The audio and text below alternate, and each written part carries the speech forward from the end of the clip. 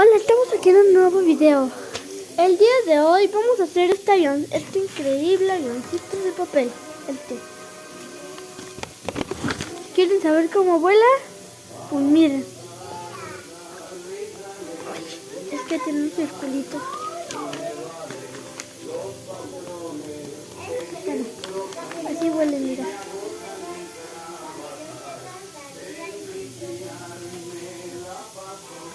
Bueno, ahí se vio cómo voló. No, Bruno, no te lo lleves. No te lo lleves, Bruno. No, Bruno.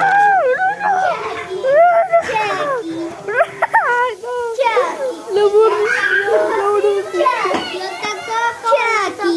Bueno, ustedes ya lo prueban en su casa. Lo primero que vamos a hacer es agarrar cualquier tipo de hoja. Ya es, grábame. Y aquí ya se me olvidó presentarlo. Saluda. Hola. Grábame ya. Yo voy a ser camarógrafo.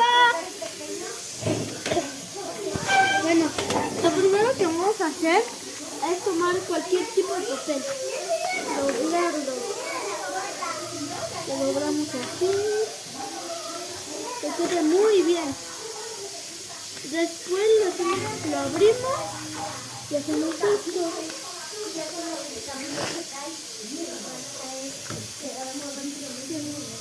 Así.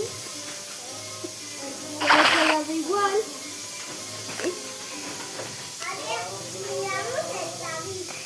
Que quede tan que así. Así. Después esto para acá.